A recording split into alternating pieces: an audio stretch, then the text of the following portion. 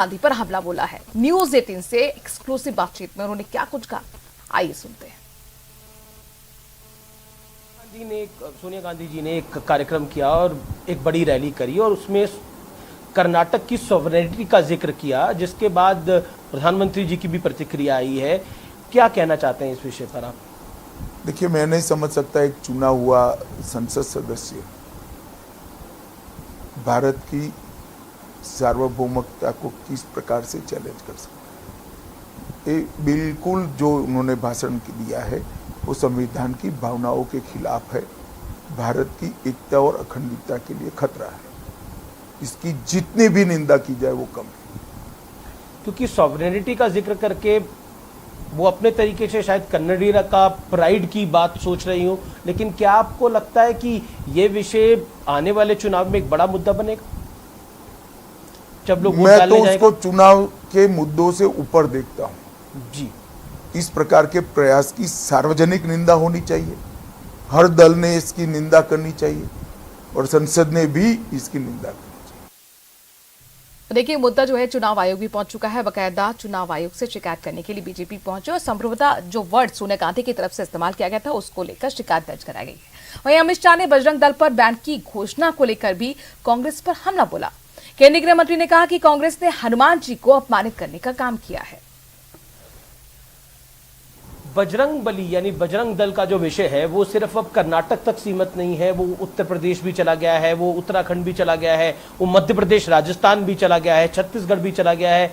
एक pan India इस पर रिएक्शंस देखने को मिल रहे हैं। आपकी रोड शोज में भी हमने देखा, वहां पे मैं भी बजरंगी के युवा जो है वो पोस्टर लेके घूम रहे हैं। और क्या आपको लगता है कि देश का विषय बन रहा है?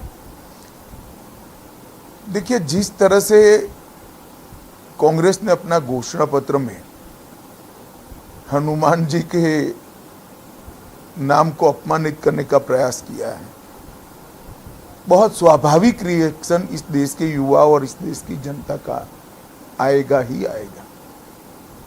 हनुमान जी के प्रति देश के कोने कोने में अटूट श्रद्धा पड़ी हुई है। जी। ऐसे गुणों का व्यक्तित्व 10,000 साल के इतिहास में ढूंढ पाना ही संभव नहीं है और उसके लिए इस प्रकार का अपमानित करने वाला घोषणा पत्र में जिक्र मैं नहीं समझ पाता कि कांग्रेस ने क्यों किया है।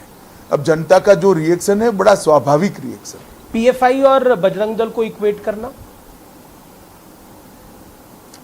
देखिए, मैं तो इतना ही कह सकता हूं कि पीएफआई पर बैन हमने सोच समझ कर रखा है। पीएफआई देश विरोधी गतिविधियों में लिप्त पाई गई और आतंकवाद के प्रथम चरण तक उनके पहुंचने के सारे पर्याप्त सबूत सरकार के पास है, तब जाकर हमने इस पर बैन लगाया है।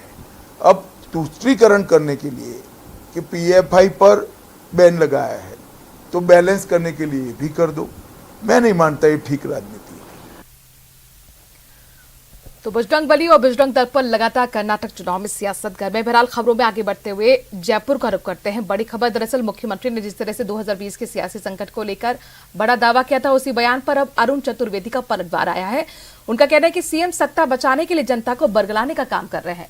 इसके साथ साथ उन्होंने कहा कि सीएम भ्रम पैदा करने का काम कर रहे हैं।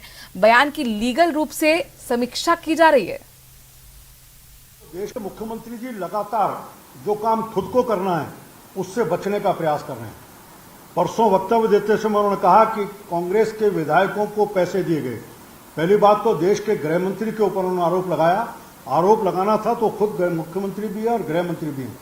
आज मैं केवल एक्ट लेके आया हूं जिसमें प्रिवेंशन ऑफ करप्शन एक्ट 1988, इसके सेक्शन 7A और 8 और साथ में सेक्शन 12, इन 3 को पढ़ते हैं तो जिसको जो रिश्वत दी जा रही है, जो दे रहा है वो भी दोषी है, जो जिसको दी गई वो भी दोषी है। और मुख्यमंत्री जी, क्योंकि आप मुख्यमंत्री और आपके जानकारी है और जानकारी होने के बाद भी आप कार्रवाई नहीं कर रहे, इसका अपशमन कर रहे हो, इसका अबेटमेंट कर रहे हो, इसलिए 120 के बी के नाते से आप भी उसमें कटघरे में खड़े होकर आते हो, दोषी हो।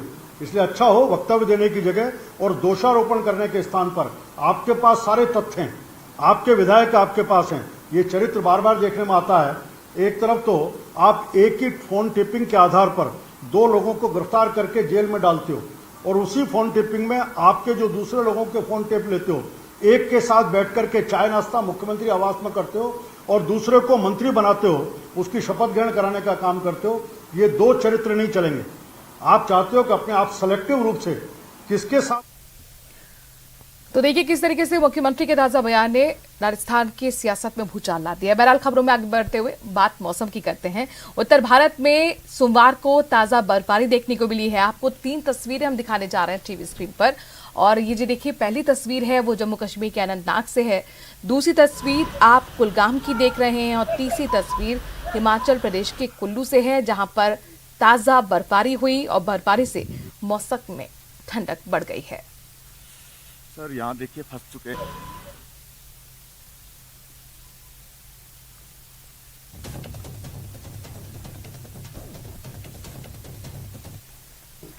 और इन्हीं खूबसूरत तस्वीरों के साथ इस बुलेटिन में इतना ही। देखते रहिए न्यूज़ 18 राजस्थान।